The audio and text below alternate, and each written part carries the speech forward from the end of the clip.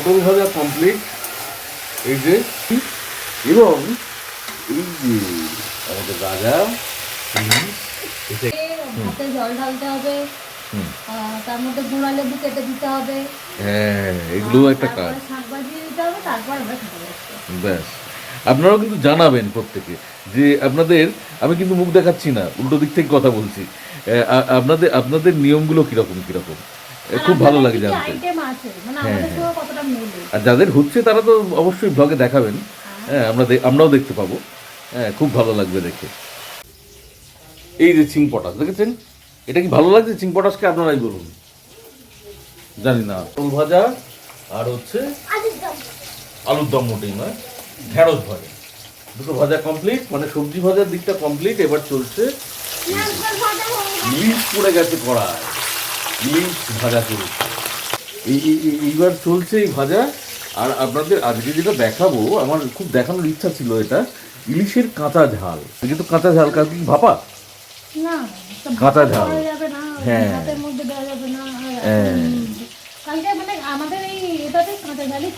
হ্যাঁ, কাঁচা ঝাল থাকে, কারণ ভাতের মধ্যে কিন্তু ইলিশ দেওয়া যায় না।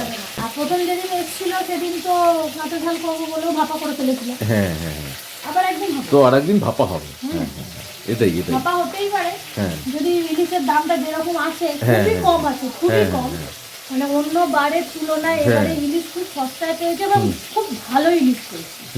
এত তেল বেরিয়ে গেছে, আমি একটু তেল দিয়ে বসেছিলাম, এতটা তেল হয়ে গেছে, পরে দেখলে বুঝতে পারবে যে ভর্তি তেল। এর থেকে আর কি চাই। আর এই যে এখানে শিং পটাশ আর কাচু আবার এসে হাজির হয়েছে। শিং পটাশ হচ্ছে মা কালী। আমাদের ইলিশ ভাজা কমপ্লিট।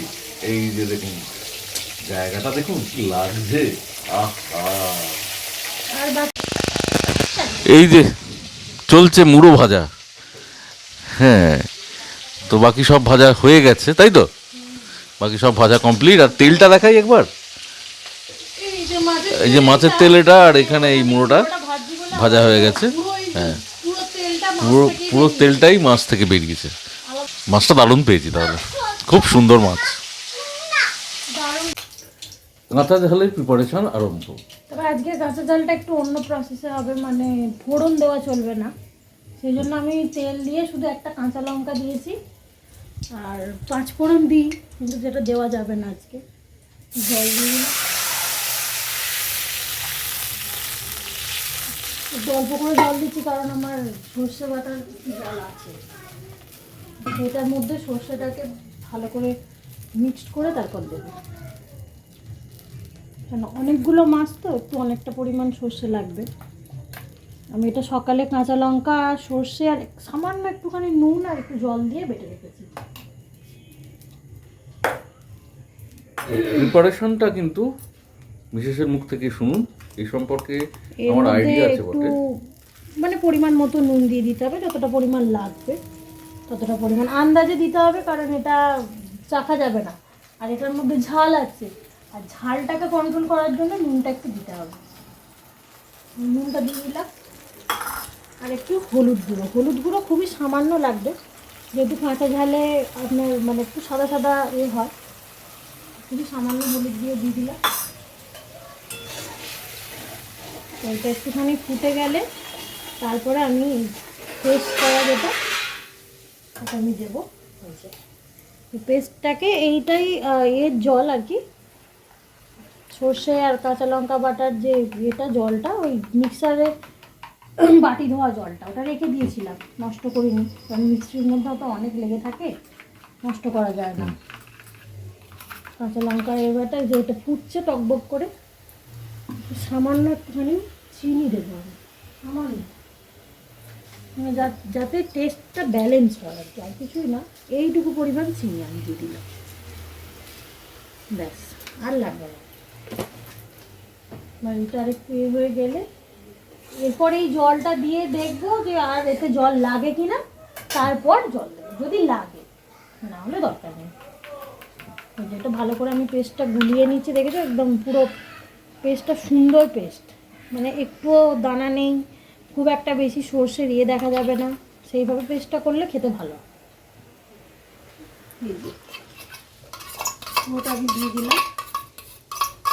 দিয়ে দেওয়ার সঙ্গে সঙ্গে দেখো গ্রেভিটা কেমন কালার চেঞ্জ হয়ে গেছে কিন্তু অলরেডি। এটা যখন ফুটবে এই কালারটা আরও চেঞ্জ হয়ে যাবে। এবার এই বাটিটা ধুয়ে জাস্ট একটু জল দেব।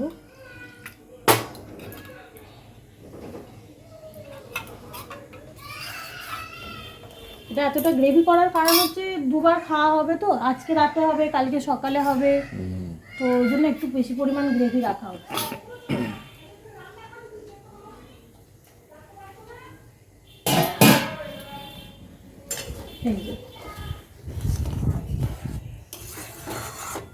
এবার এই গ্রেভিটাতে কিন্তু কাঁচা ঝাল মানে মাছটা কিন্তু কাঁচাই এতে যাবে। এই যে মাছ, কাঁচা মাছ আছে, এই কাঁচা মাছটা ওতে যাবে, কিন্তু এই অবস্থায় গ্রেভিতে কাঁচা মাছ দেওয়া যাবে না।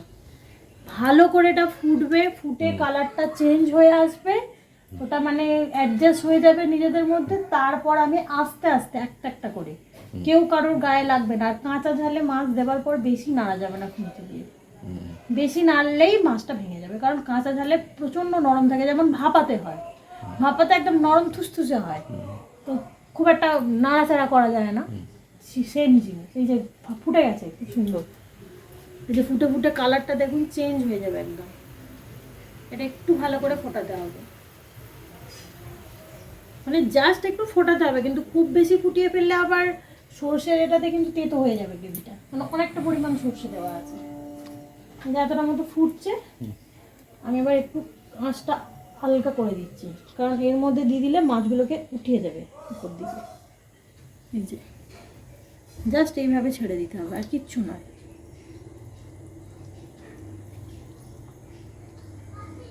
খুবই সহজ একটা প্রসেস, মানে ইলিশ তাড়াতাড়ি করে খেতে হবে বা তাড়াহুড়ো করে রান্না করতে হবে।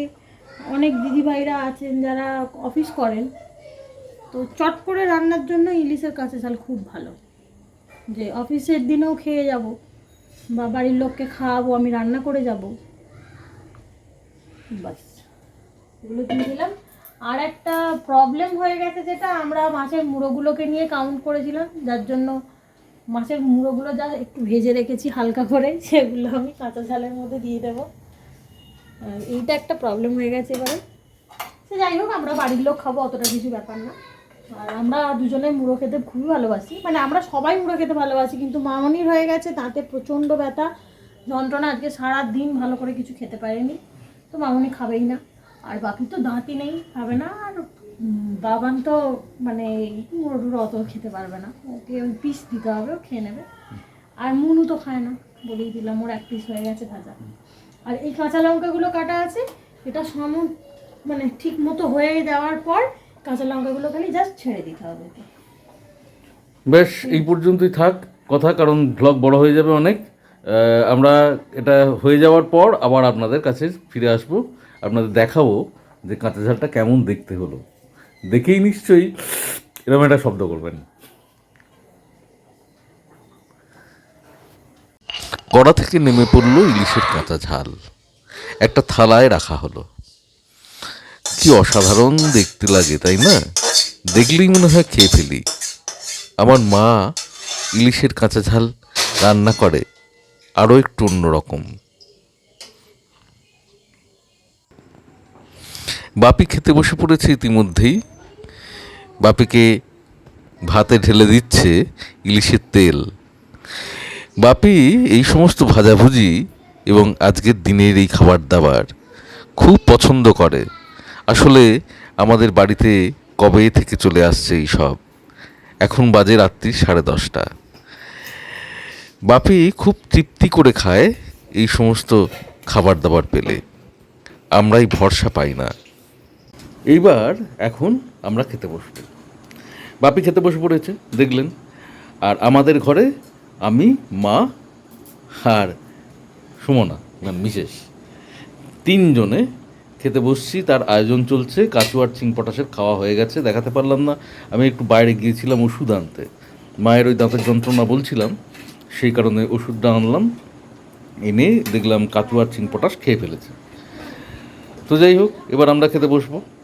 ভাত বাড়া চলছে, ভাত বাড়া হয়ে গেল।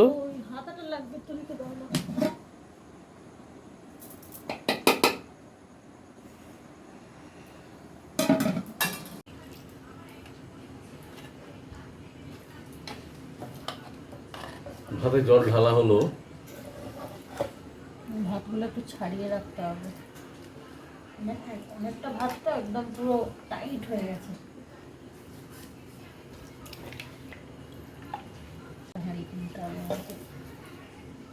বাবা তো বড় হবে আস্তে আস্তে, যতই হবে একটুখানি হলেও তো খাওয়াটা বাড়বে।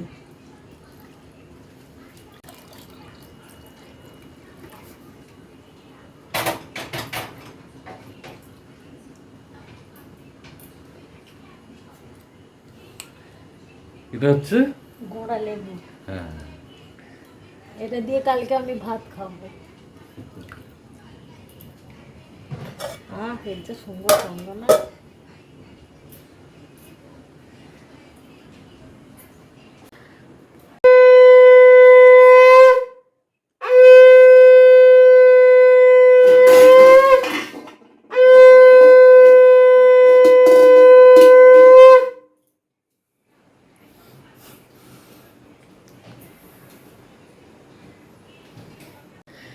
এই যে জল ঢেলে শাঁখ বাজানো, এই আচারটা নিশ্চয়ই যাদের এই বুড়ো রান্না বা ইচ্ছা রান্না যাই হোক আছে, তারা সবাই জানেন। এটা খুব চেনা আচার। তো যাই হোক, আমরা এবারে খেতে বসবো।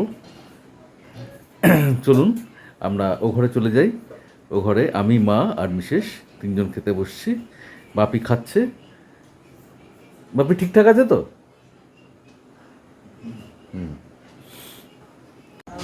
এসে গেছে এই ঘরে। দেখুন ভাজাভুজিগুলো কেমন লাগছে বলুন তো। এই দিনটার জন্য অপেক্ষা করে থাকি টানা একটা বছর।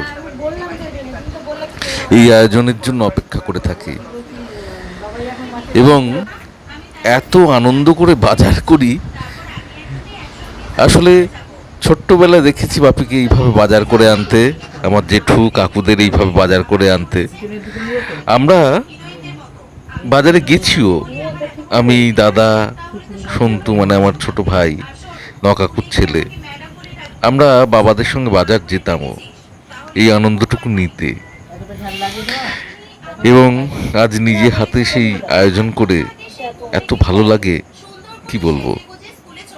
কথা প্রান্তে এসো, হাত রাখো শব্দের সীমায়, সমস্ত কথার বাইরে দেখো পাখিগুলি উড়ছে আকাশে।